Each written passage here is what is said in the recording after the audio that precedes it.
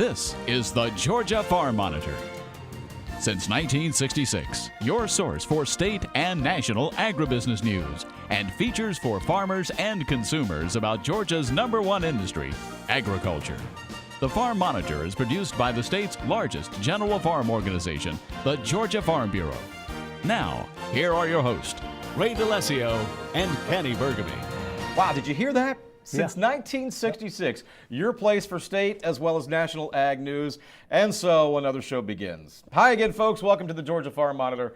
I'm Ray DeLessio. And I'm Kenny Burgamy. Since 1966 and all new material. Replays not allowed on this show.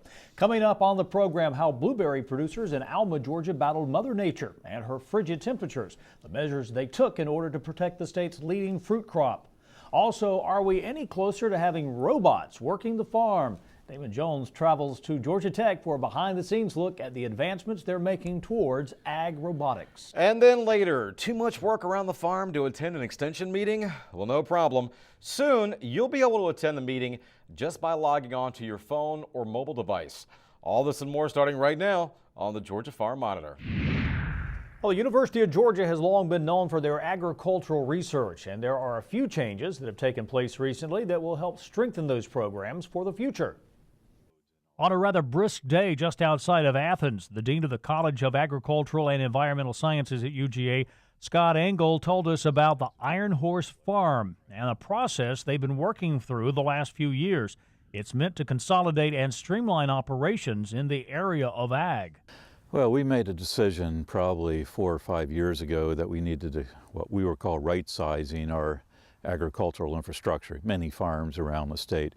We developed a plan, looked at what we have, what we think we will need going off into the future. And as it turned out, we really needed to make some significant changes, particularly in our farms around Athens. I don't think we need to do so much some of our North Georgia or South Georgia farms. So going through this entire process, we thought we needed to sell some land, downsize a little bit, but that caused us to also need to buy a little bit of land as well. So in essence, we've sold 2 farms and we've purchased 1 farm. The dean said the changes have helped improve the school's research efforts by consolidating operations. A lot of what we do is training of students. Secondarily, we have our extension programs and our research programs, and we've got to cover all of them, which makes it sometimes complicated because the goals of each are not always in sync with one another. So here today we are on the Iron Horse Farm. This farm will become used primarily for research, but we'll also, because we're close enough into Athens, we'll be able to bring students down here. The advantage of this farm, which is we refer to now as the Iron Horse Farm, is that the soils are very homogeneous. There's some good water out here. We've got some great sources for irrigation. In fact, we've got our irrigation contractors out here today putting in some of those facilities.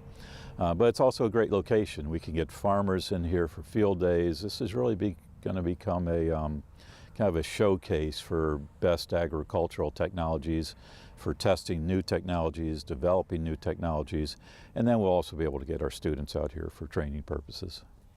Georgia Farm Bureau President Zippy Duvall was along for a tour. He got a chance to see the Iron Horse Farm that UGA purchased in 2012. He said that location and options that are now available to the students would better prepare them for futures in farming and production. So I really think they can do some good research work here that fits this part of the state, because we think that there's going to be some expansion in agriculture here. Most of the agriculture here is animal agriculture, but I think there's a lot of room for, as we move along to try to feed the people of the world, there may be some great potential for some row crop to come back into this area. Dean Engel said the school's administration is not slowing down with their forward progress. They're already making plans to update and improve other extension facilities in Tifton, Griffin, and Athens. We've got 13 research farms around the state, one of the most extensive in the country. And Dean Engel told us the university is also planning to sell an 865-acre farm that they've owned since the 1960s. The university's College of Ag and Environmental Sciences has used the property for beef cattle research. Now, if you're interested in purchasing that property, bids are being accepted through March 13th. Well, meantime, Georgia's blueberry growers are assessing the damage caused by the recent Arctic blast, which brought temperatures in the low to mid-20s for several consecutive days. Now, these early producing blueberry bushes in Bacon County sustained broken branches and burned flowers from the cold temperatures. Grower David Lee telling us they use irrigation systems to cover the plants with water, which freezes into ice. The ice then insulates the plants and offers some protection from even colder air temperatures, but only for a short period of time. Lee says the damage will lead to lost yields and, in some cases, lost bushes. Now, some growers in the area have already written off a good portion of some of their fields due to freeze damage.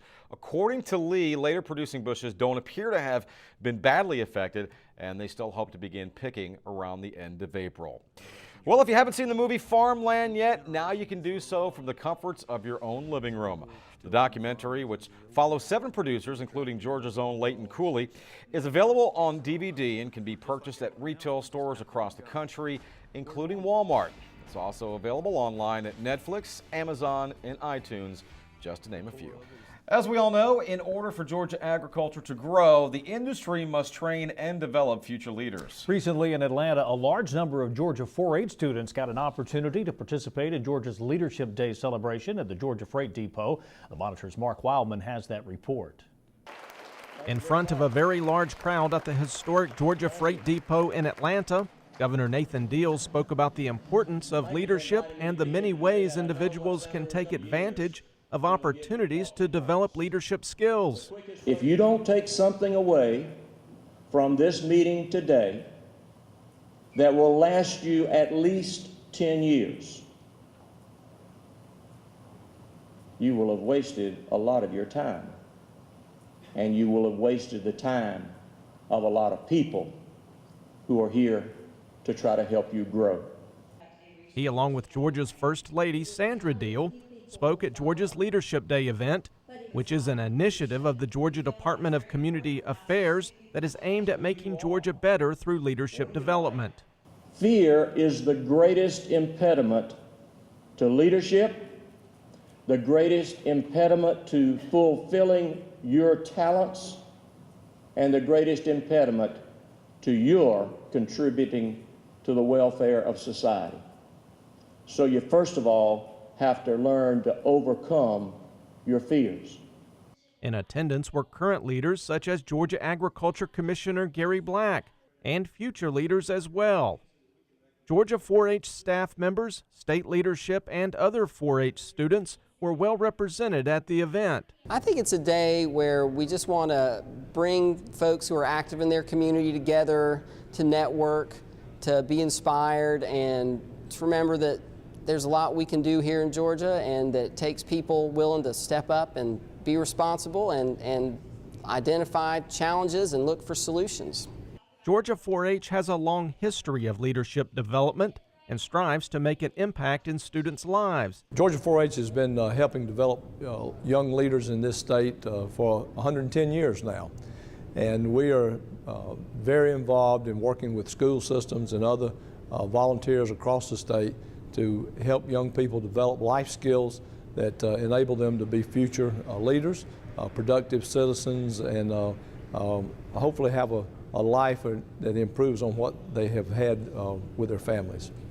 Georgia 4-H State Representative Ezra Hall, along with Georgia 4-H Vice President Matt Pryor, attended the Leadership Day event and believe 4-H has played a very important part in their lives. From my personal experience, it's offered me many leadership opportunities, especially. There's so many opportunities for, youth like me to lead in different areas. And it's also given me a lot of connections throughout the years. I have made a lot of friends. You meet a lot of new people. Public speaking is also another big skill that has been taught, but 4-H just provides a plethora of opportunities for youth like me. I feel like I would not be a leader without 4-H. And 4-H has given me the skills of public speaking, the ability to walk up to somebody and just say, hey, how are you doing? I'm able to grasp people's emotions. And 4-H has also taught me that, it's not always about being seen. Leadership is not being seen, it's doing. It's okay to be behind the scenes. That's what the most important stuff happens behind the curtain. No one sees all the important stuff that really goes on to make an event happen. So 4-H is definitely an amazing, amazing tool for leadership. The hope is everyone will work to enhance their leadership skills So as each individual grows, the state of Georgia and the community those individuals live in will benefit as well. Reporting from Atlanta, I'm Mark Wildman for the Georgia Farm Monitor. All right, Mark, great job, sir. Well, still to come on the Monitor. Imagine the convenience of being able to attend an extension meeting or receiving important information from agents right here on your iPad or even your iPhone. Well, imagine no more. It's about to become reality, and we will explain. But first, when the show continues, ag robots. The studies being done by researchers at Georgia Tech and the technologies that will eventually save you, the producer, time and money. Stay with us.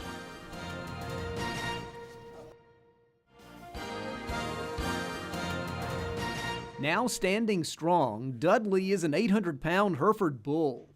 Raised on a Middle Tennessee farm, the animal caught his left hind leg in some baling twine, cutting off circulation. In January, surgeons at the UT College of Veterinary Medicine had to amputate Dudley's foot. Dr. David Anderson used a hammer and scalpel to chip away the damaged tissue and then sculpt a stump and repair tendons. That same operation included fitting Dudley for his new foot. And so our goal here is to remove that tissue, restore a surface on his leg that he will be able to bear weight through, and then create an artificial foot for him to walk around on. The bull will soon have a lightweight prosthesis made of wood and fiberglass. This is his temporary foot. Weeks after the operation, the bull receives acupuncture treatment to improve his circulation and speed up the healing. Anderson says Dudley was an excellent candidate for a prosthesis, and the reason they go to all this trouble, animal artificial limb cases are rare and a chance for vets to learn. Every time we see a case, we approach it with a sense of learning that there's something unique in every case that allows us to adapt the technology that's been developed. So you have to have those three conditions: a good quality leg, a very accepting animal that has a favorable personality, and a very dedicated owner that's willing to put that time investment in order for you to have any chance of success. Dudley is being cared for by an animal sanctuary out of California called the Gentle Barn. It's a nonprofit that rescues animals and then uses them in interactions with people, including disabled veterans, abused children, and those with physical and mental disabilities. So it's an incredible story, you know. Here is this cow in the middle of Tennessee cattle territory and lost his foot. He was saved, his life was spared, and we built a prosthetic foot for him. And then he'll spend the rest of his life paying it forward. Gentle Barn doesn't know if Dudley will make the trip to California or if they'll open a sanctuary on this end of the country. But one thing is certain: this animal has a more secure future than before because of a combination of kindness and technology. This is Chuck Denny reporting. All right, Chuck, thank you for that story. Now, how would you like to be able to test your crops for diseases right in the field or care for your chickens without actually being there? Yeah, believe it or not, it's technology that might not be as far off as you think. Damon Jones has the story. It's a peek into the future of agriculture here at the Georgia Tech Research Institute, as engineers are looking for ways to best utilize technology such as robotic arms and unmanned vehicles on the farm. It's a program designed to make the farmer's life much easier in the upcoming years.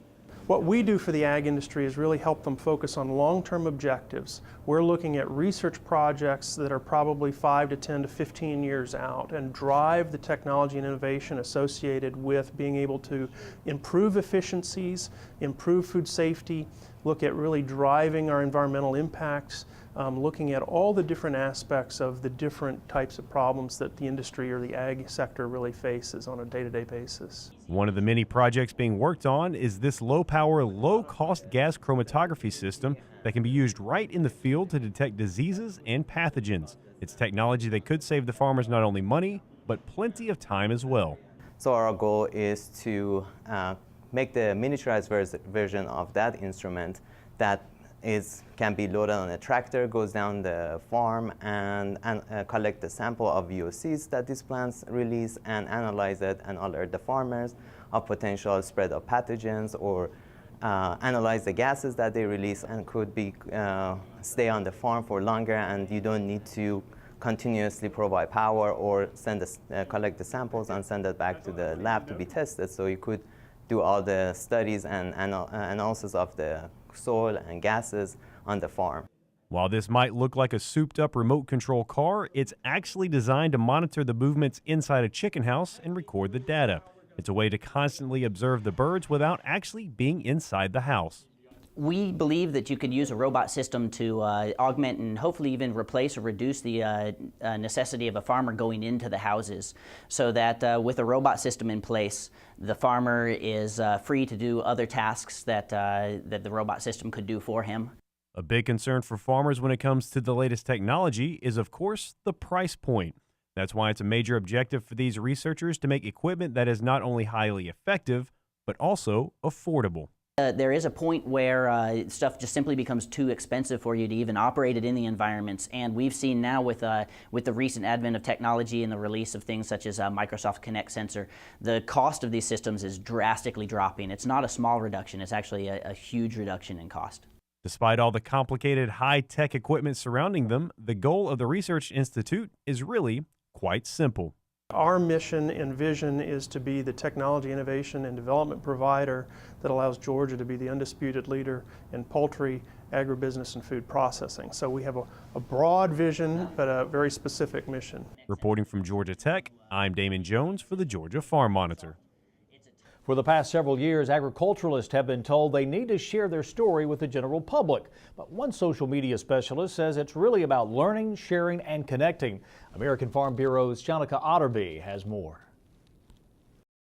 As the saying goes, it's not about what you say, but what you do. Social media specialist Dan Tolan says that's the key for those in agriculture to connect with consumers. It's how you prove yourself. Be your authentic self.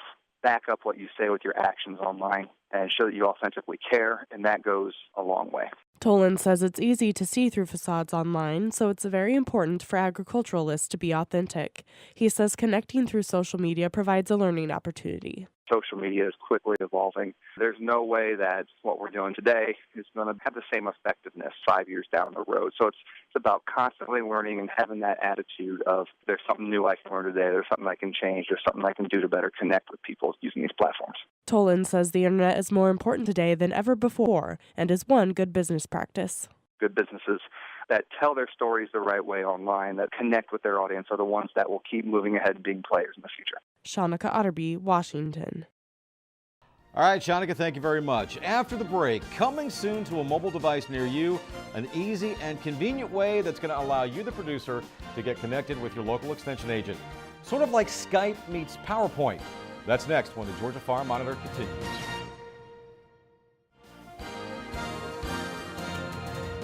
USDA's 91st Annual Agricultural Outlook Forum happened in Arlington, Virginia, just outside the nation's capital. Attendees heard USDA Acting Chief Economist Robert Johansson's forecast that 2015 should be a pretty good year for American agriculture. The drought situation for many parts of the U.S. outside California has improved. That will improve the outlook for pasture and cattle in the southern plains as well as winter wheat. However, the severe drought in California has not improved from last year and continues to affect production. Another source of optimism for U.S. farmers is the trade picture, which Johansson said is bright and promising. While ag trade has become increasingly competitive, the resolution of old trade disputes and prospects for new agreements promise to open new opportunities to U.S. producers. However, Johansson added that U.S. farmers will be challenged by South American soybean growers and wheat farmers in the European Union. Attendees heard from the European Commissioner of Agriculture and Rural Development, Phil Hogan, who said Europe is open for business. The moment, in my view, is now ripe to create a trade superhighway across the Atlantic, built also upon the experience of existing free trade agreements with other partners. The EU-US trade relationship is already the biggest in the world, accounting every day for more than €2 billion of trade in goods and services. Agriculture Secretary Tom Vilsack also addressed trade and farming, saying 2015 would be the year of market expansion. It's a year for us to talk about the importance of agricultural trade. I mean, the reality is agricultural trade is responsible for 30% of all gross ag sales. 30%, that's roughly equivalent to net cash farm income from year to year. So if you take exports out of the equation, it would be very difficult for many producers to stay in business. Later at a press conference, Vilsack talked about the importance of negotiating fair free trade agreements. In the last 20 years, we've seen American agricultural exports increase by 130%. We saw increased export opportunities for Mexico and Canada in the NAFTA agreement, as well as the U.S., and fairly significant parity. So it doesn't have to be, if the agreement's crafted properly, it doesn't have to be we win at your expense. That's all for USDA Week in Review. Follow, tweet, and stay informed at usda.gov. Well, you know, it's often said the best ideas are right in front of our eyes without us even knowing it. For Turner County Extension Agent Josh Gavitt and his UGA colleagues, their idea of saving producers time and money happened while using a popular mobile app that was already making life simpler for them. Last summer, Southwest District and 41 counties here in South Georgia put together a mobile collaborate session where each week for 9 weeks running we had specialists get on there and talk with us agents about what they're seeing in the field and different agronomic crops and explaining to us how everything goes. And we realized that everybody could be in different locations all at one time and be receiving the same information, which was really helpful to us, that we didn't have to all be located at one central place. And so began the creation of a mobile meeting system so user-friendly that sometime in the not-so-distant future, Georgia ag producers will be able to access it via the guidance displays in their tractor cab. Imagine that. No leaving the fields or taking up valuable time driving to the nearest extension office. All the information you need right at your fingertips. You know, a lot of times if we find out on a Monday that we have an issue going on in one of our crops, we need to get it out to the producers as quick as possible, and this will be a way we can do so. All we'll have to do is get on to our email, send out the login credentials to the session, let the producers know, hey, possibly tomorrow at lunch we're going to cover this topic, and they can be in so many different locations and all receive the same information while they're still working and don't have to stop what they're doing to, you know, come to a sit-down meeting. And not only is this new program going to save you, the producer, time and money, it's so easy to get connected. Check it out. Out here in a farm field, you've got your iPad or your iPhone. Log on to the App Store. Go to the search field. Click on Blackboard Collaborate Mobile. Hit the download button. And within seconds, you're up and running. It's as easy as that. With using that, what we plan on doing and starting in April is we're going to, each agent, once this gets into the final stages, we're in the development stages right now, but each agent will have their own session login for each county, and we will provide session login credentials out to the producers in our counties so that they can access that link and put it into Mobile Collaborate and then log on to the Collaborate. And in the Collaborate, what we'll have, some weeks it may be just specialists, or some weeks it may just be agents. And then other weeks it may be agents and specialists talking about, you know, current hot topics in the ag industry, what we're seeing, what we need to do about it, what may be coming down the line that we need to stop before it happens. I think we'll have really good participation. Once we get this established and get it out to our producers and they realize that they can get this information on the fly, so to speak. And then, like I've mentioned before, you can be on the tractor, in the field, in the truck, or in the shop. You know, it doesn't matter. It's on your mobile device, and everybody takes your mobile device with them nowadays. So at any time you can log on and hear what we have to offer. All right, that's going to do it for this week's edition of the Georgia Farm Monitor. Now, here's a reminder for all the latest ag info regarding food, great recipes, and what's happening down on the farm. Check out our Twitter, Facebook, and Pinterest pages. You'll stay informed and see what's up in the world of farming and the Farm Monitor Show. Take care, everybody. We'll see you next week right here on the Georgia Farm Monitor. Have a great week.